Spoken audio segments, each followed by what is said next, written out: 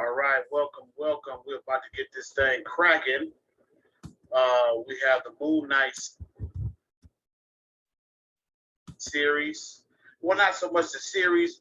I actually just wanted to add one more layer to the previous Moon Knight decode. And so that was the Judy K. King aspect in her book, The Isis Thesis. So if you remember, if you didn't catch the first one, go back, watch it. We let a lot of groundwork was laid, especially in terms of Kansu, his mythology, his correspondence to Huti, and then we broke it down. I tied it into the four Kabbalistic worlds. So in this one, what I want to show is just some of the other things that may have been missed, tied in. I got some good books we're gonna dive into, but more so, I want to highlight the Judy K. King aspect. So let's get in. So what we have here, if you remember, episode 4 began where episode 3 left off, and they had just escaped from the temple. Mark supposedly was gone because him and Stephen had an agreement that once they were done, he would disappear. Because at this time, spoiler if you haven't watched it yet, at this time, Mark wasn't even aware that he was an alter, so he thought that he was the real, and so that was just it. So in episode 4, they had just escaped on foot, and they were headed to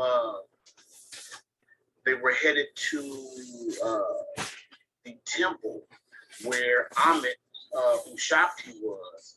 And so as they were walking on foot, they noticed a goat on high. The goat was looking down on them.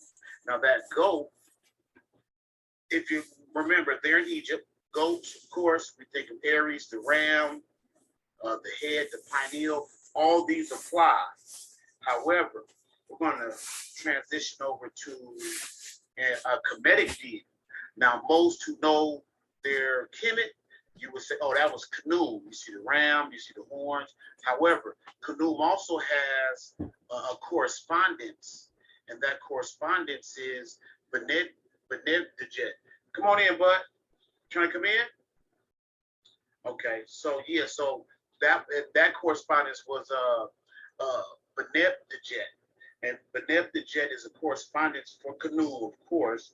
And so what I want to do real quick is I'm going to use Judica Illis's Encyclopedia of Spirits, the ultimate guide to the magic of fairies, genies, demons, ghosts, gods, and goddesses. And I just want to read a couple sections on Beneb Dejet. And then from there we'll move on. Because I think it was important. Because again, movies are mythology. And so when we see these references, especially to a deity, it's given a signal, it's given a sign, showing what's involved, what energies are being projected, invoked, evoked, etc., etc. So now Beneb Dejet, he is a correspondence, as I mentioned just a few moments ago, to Khnum. I should have marked it in the book. Okay, Judy K. King doesn't have it, so we'll go to A Dictionary of Egyptian Gods and Goddesses by George Hart. And let's see what he has to say about this deity. So here we have Beneb Dejet. This is actually one of the better books on Egyptian gods and goddesses. It's not a really long book. I got this book, I got it used under $10. It was a steal, great find. It'll come through for you in a clutch. So I'm just going to read these few sections out of what he describes about Beneb Dejet.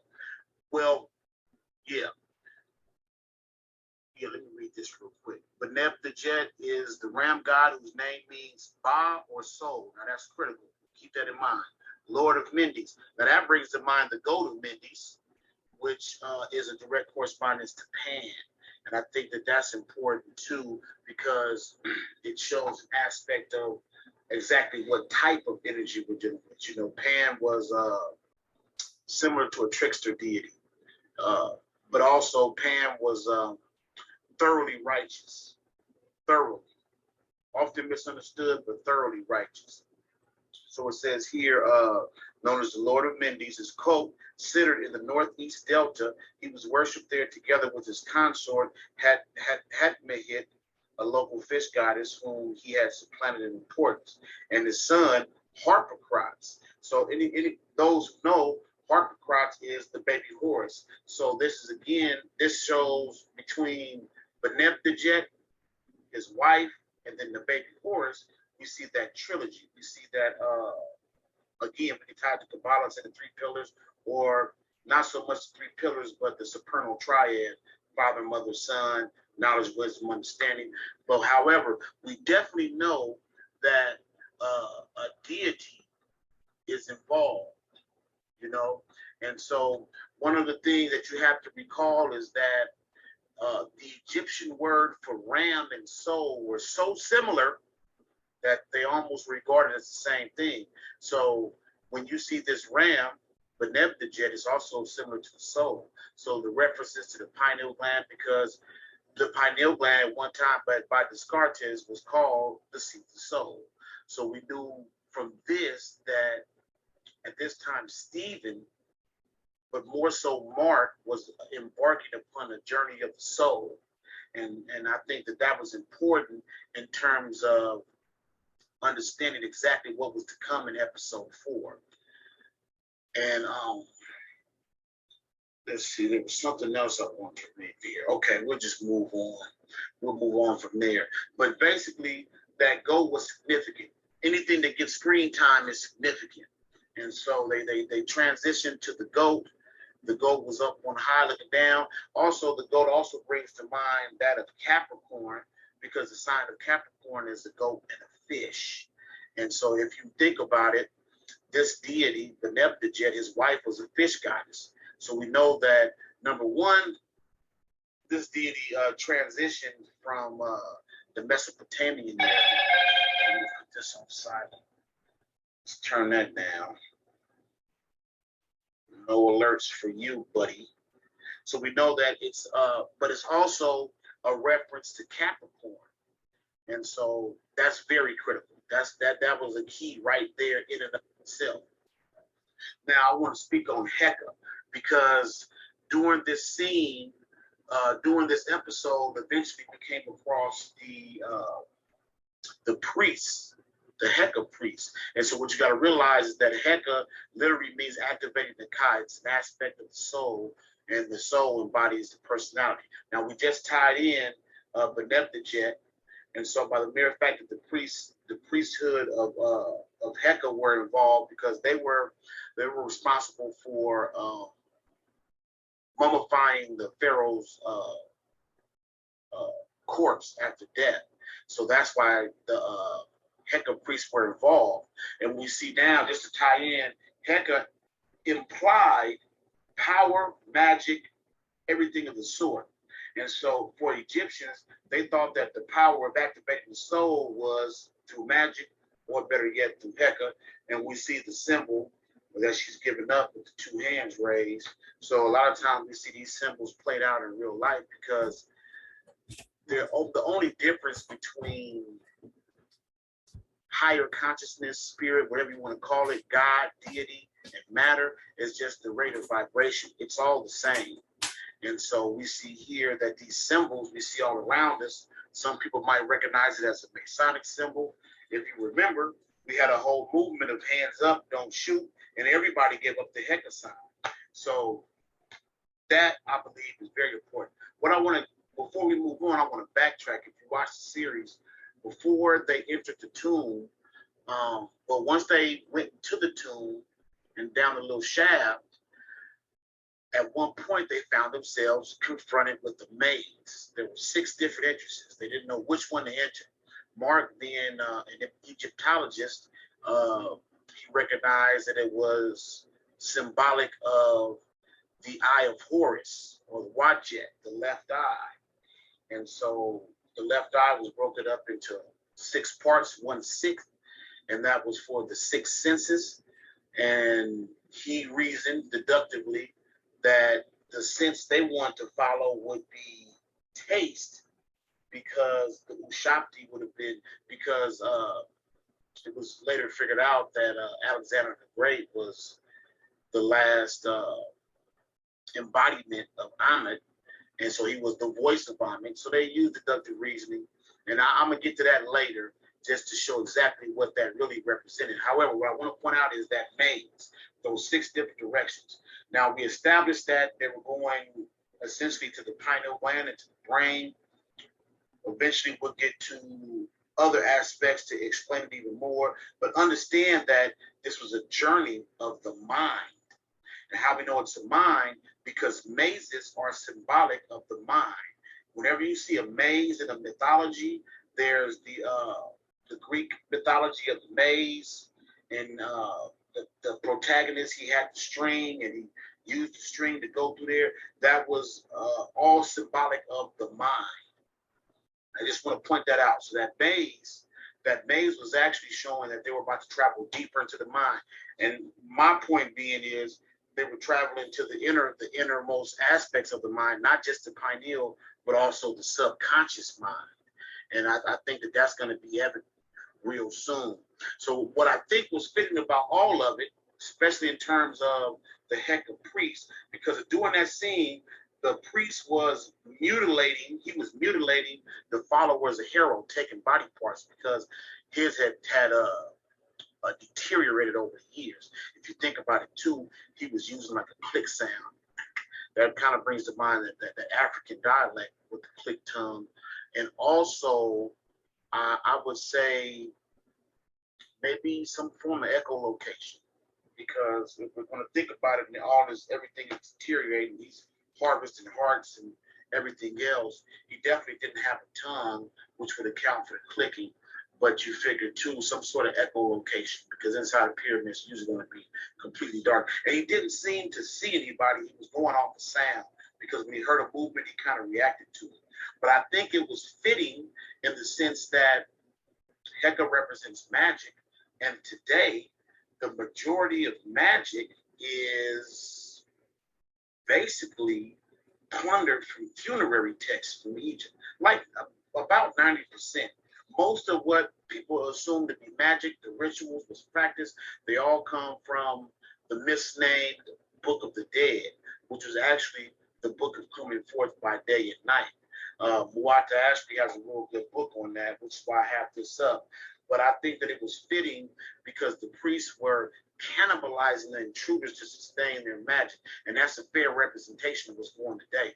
Most people are just cannibalizing and taking these funerary texts and forcing it to fit their need, working with the dead, essentially, working with the dead. And that's a lot of people don't realize it. I wish I remembered the book that first pointed that out to me, that helped me to make this connection.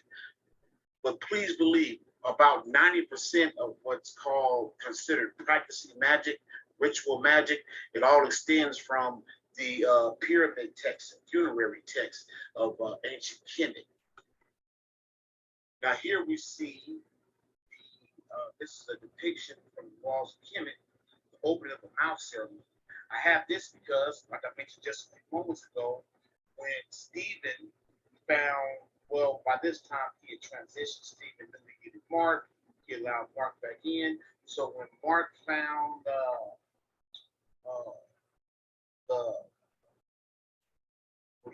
the sarcophagus of Alexander the Great, they wondered, now where would the Ushapti be? And so no, it was still Stephen at this point.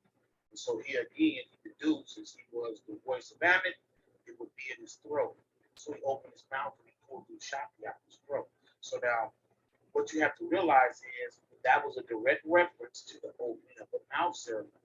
And this ritual was basically connected to the Medulla oblongata, which is known as the mouth of God within the human body.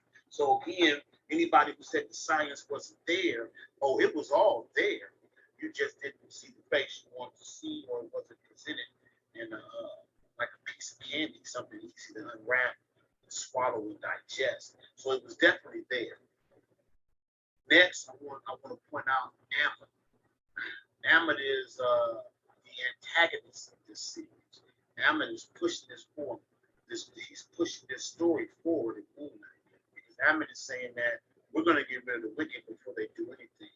And so what you have to realize is that Ammit is a personification of divine retribution. So what I'm going to do real quick is I'm going to go back to George Hart's Dictionary of Egyptian Gods and Goddesses. And I'm going to read some sections on Ammit because it's going to blow you away when you realize the correspondences to Ammit, and that Ammit actually is a correspondence to several other deities. And eventually, I do want to show that Ammit is corresponding to Hathor herself. So here we see Ammit. This is out of George Hart's. See if I can show it up here. George Hart's Dictionary of Egyptian Gods and Goddesses.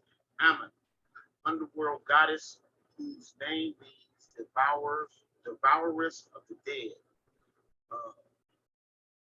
Aptly conveys her grim role as annihilator of those who have led wicked lives on earth. In funerary papyri, she is frequently depicted in the vignette showing the weighing of the dead person's heart in the whole to truth. We just talked about the fact that, well, I don't think I got to it yet. I'm going to get to it. I want to point out the connection between this weighing of the hearts. And we see it already connects to Ammit. And the iconography of this goddess incorporates dangerous features of river and land, emphasizing no escape for anyone found guilty. What's up, bud? I just wanted to come in here and ask you where my shirt. I don't know. You tell me. I believe so. All right. Thank you, bud. I appreciate you. The iconography of this goddess incorporates dangerous features of river and land, emphasizing no escape for anyone found guilty of heinous crime in the tribunal.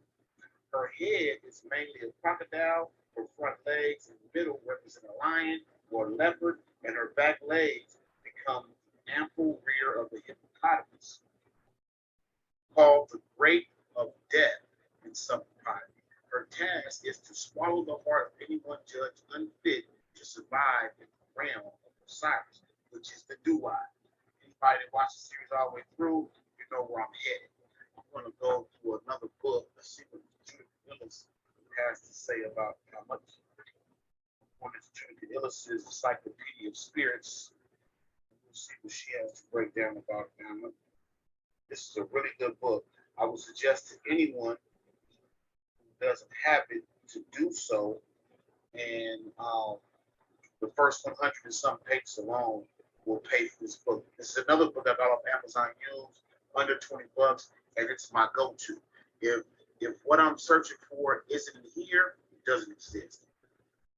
Okay, Ammit.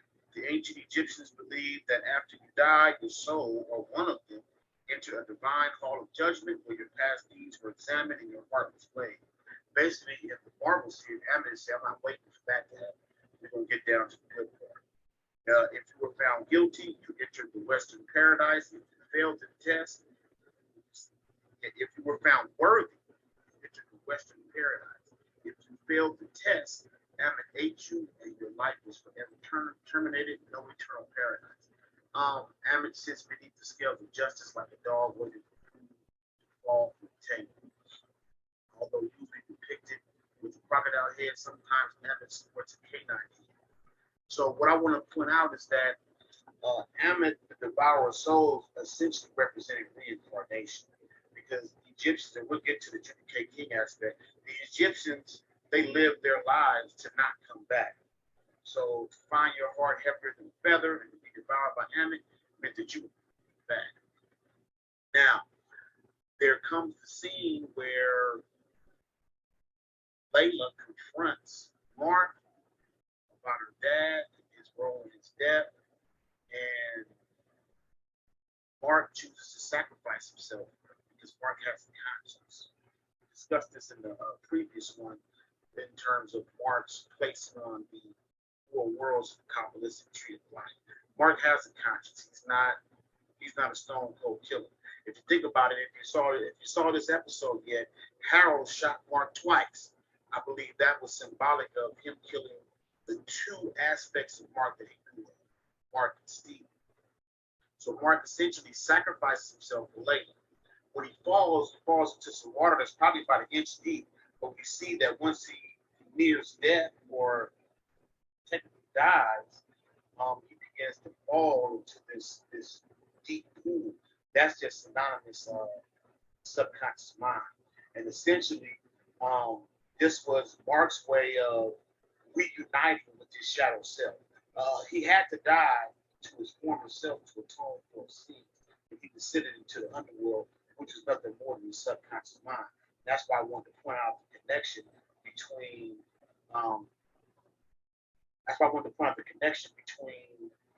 the maze and the mind. And so this was part of his journey to reintegrate his psyche of himself. Next, we see the scene where once he passes, he's in this scene what we now know later as Tomb Buster. And the Tomb Buster scene was like an Indiana Jones type thing where he's trekking through the jungle. The jungle is synonymous with the mind, or at least the unknown parts of it. The skeleton drops and the mind, and the skeleton that drops, it is the remains of someone named Montalban. Montalban, which means white heel. I instantly made a connection to Malaria, the white stone. That was fitting to me because just because you see it as a skeleton, and you might assume it to be something dead or desiccated. Remember, if you haven't had a chance, you should check out W.H. Moore's Malaria, the Gift of the White Stone. These are all references to the pineal thing. So either way, you can take it as a symbol because even though he found himself essentially dead, this was his way of reviewing his past deeds. It was a symbol of the fact that it was a skeleton. It was a sign of not having achieved higher consciousness or having fully developed a conscience. So he says, if you think about it, he says, this is what happens to anyone who chooses the path of greed, which was something Mark, most likely in his heart being heavier than a feather, was probably one of his regrets. Okay, this is a good point. During that same scene when he was in the jungle and he came across a statue of how you pronounce his name? Coyoxuqui. It was the Aztec moon goddess. And I think that was dope because think about it, Mark had just sacrificed himself because of his betrayal to Layla. And the mythology surrounding the Aztec moon goddess that she betrayed her mother, the earth, and then she conspired to have 400 sisters and 400 brothers kill her mother. And so as divine retribution, her head was cut off, cast into the sky, where it remains today as the moon. So the direct correlation would be the same way Mark lost his head or his mind in his betrayal of Layla. So he definitely played a spiritual role in the betrayal of Layla's father. So that made him a direct correspondence to the moon. Coaxuqui is a direct, I don't know, I probably butchered that. That is a direct correspondence to Khonshu. That is a direct correspondence to Marcus Khonshu's voice or representative on Earth. So all of it was relevant. I just thought it was dope to see a correspondence, we can say.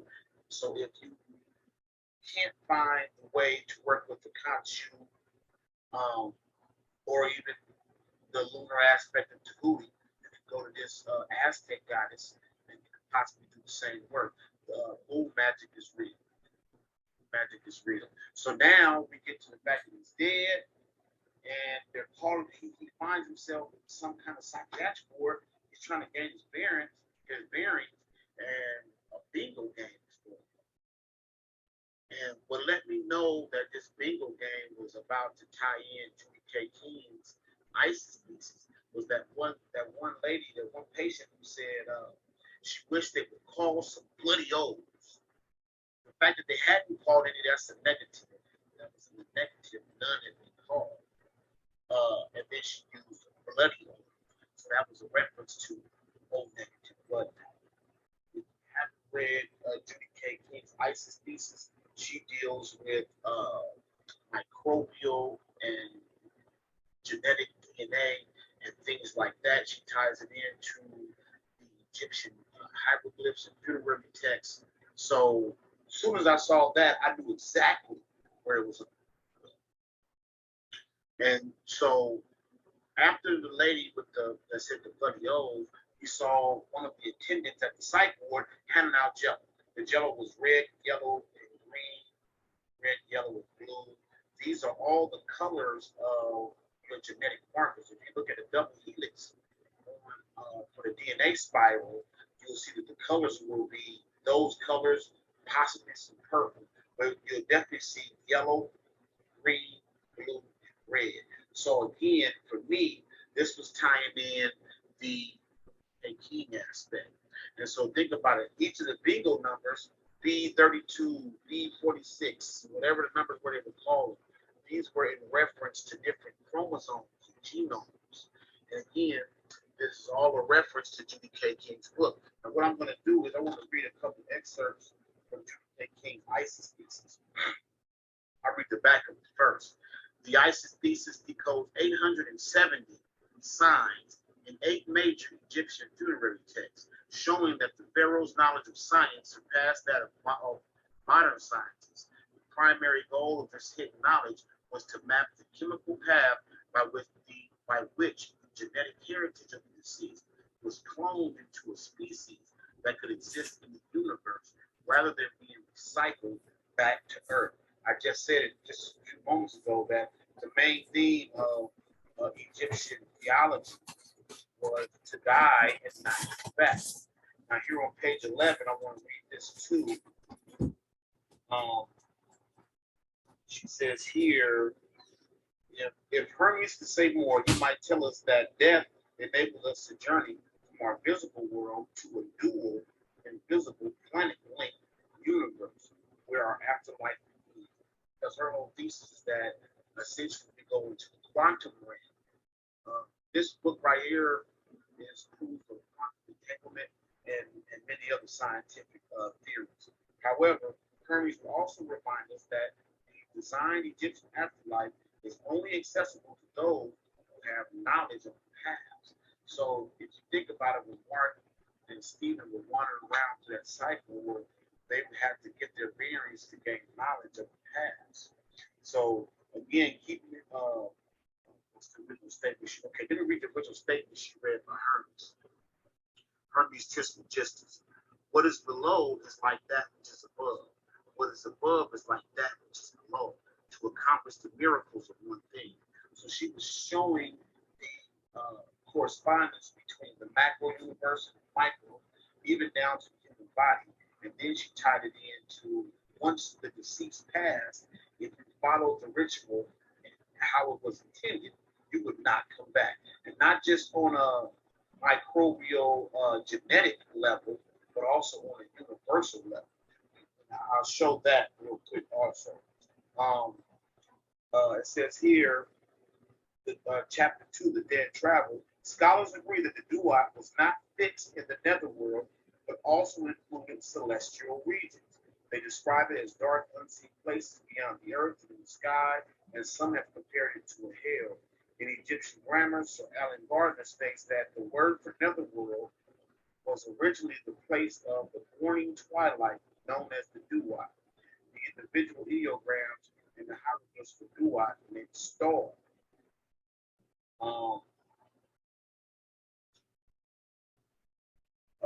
And then she poses the question, where is Duat and why go to the northern polar region? What is the Great Stairway? The Great Stairway, of course, she points out is the double helix. And to the north, we'll find out. I'm gonna read it. Taweret is associated with the northern sky, so that's gonna tie in why Taweret was Mark's guide through the realm of Osiris to the Duat. And it's just a lot of signs was there. I was just actually blown away by how many people just didn't recognize it. You know, here's the ISIS Thesis. If you don't have a copy, get it. It's not an easy read, but it's worth reading. It's worth reading. I would say this, anybody read it with your imagination. Yes, you have to read the terms, if you break your dictionary, it's going to take some time. It took me time, but it's worth reading. If you read it with your imagination, you will see scenes in your mind of duplicated meditation, daydream, and prepare yourself for the afterlife, especially if you're one of those ones that say, no, that. Now, another patient shows Mark a picture of a bird. So keeping of the theme of Egyptian mythology, this was the ka, the spirit double of the physical body, essentially the soul, more or less. But the Egyptians believed that there were three parts outside of the physical body. So remember, he was repairing his soul, or he was repairing the psyche. The word psyche comes from the psyche, which means soul or mind, spirit, or that invisible animating aspect that occupies the physical body. So Mark was essentially in the process of reuniting or repairing his fractured soul. And there was another scene. I tried to catch a picture of it, but I just couldn't. But however, Layla tells Mark that he won again, which meant that he was going to get a chance to get back into his body. But if you notice on her band-aid, she had a picture of the scarab. And most should know that the scarab beetle in Egypt is Khepri. Khepri was a solar deity. And by him rolling that dung ball, that was a sign of birth, death, and rebirth. So that was a clear sign that Mark was definitely going to get another piece at it. So again, we tied it in, the weight of the soul. We see Ammit, Judy, Lucas, and Horus, weighing the heart against the weight of an ostrich feather, and all of this determine whether you went to the west of paradise or whether you were gobbled up by Ammit to be incarnated. Now, I want to point out real quick, during one of the monologues between Harold and Mark, he pointed out that we don't live in the material world, we live in the psychic world. And he went on to say that we're only able to make indirect inferences about the nature of reality. Harold also went on to use a pen as an analogy to point out that to be a pen is to write with, and to my dog is to chew to it. Now, that's again a reference to the mind, because we don't see anything. Our brain is in total darkness. It sees nothing. We see something, an object, our eyes relay these chemical signals to the brain. The brain, by process of memory, says, oh, that's a pen, I write with it. However, for your dog says, oh, that's the thing I chew on every chance I get. But again, I just thought it was an important piece of dialogue, because he was pointing out that what Mark was going through was a mental thing, and objectively or subjectively. If you think about it, moments after Taweret was introduced, she being the spiritual aspect, Mark being the meditation. I don't want to say the mind, but more so a representative of physicality. So we had the spiritual, then we had the physical. The physical was kind of convinced Mark that nothing just happened. You are a physical being. Your mind is just slightly more if you're going through something. Whereas the spiritual aspect is just comforting mother goddess. And we're going to get to aspects of Taweret. Now, what you have to realize, and that's what I'm going to do. What you have to realize is that Taweret was a mother goddess with George Hart. It's an encyclopedia of God, Egyptian gods and goddesses has to say about Taweret. Here we go. Okay. This is out of George Hart's. It's like a dictionary of Egyptian gods and goddesses. Taweret, the hippopotamus goddess, protectress of women in childbirth. Her name means the great one. Rendered into Greek as Thoris. According to Plutarch, Taweret was the concubine of the god Seth, but deserted him for Horus's side in a dispute over the Egyptian throne. The connection is set. Well, I think I'm going to point it out.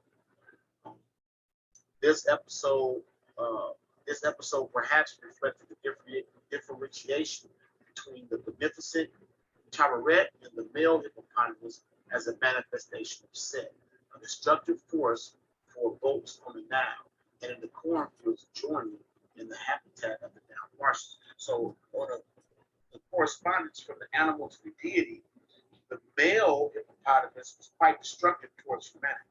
Of course, Set represented the subconscious mind, Horus represents the conscious mind. So Taweret, she essentially went against her mate and chose Horus to rule because the conscious mind is placed on high. It's almost like Humpty Dumpty. We know that the subconscious mind runs everything we do. The conscious mind is put on front street to parade about. I'm sure. Okay, I want to read some more. Now, as a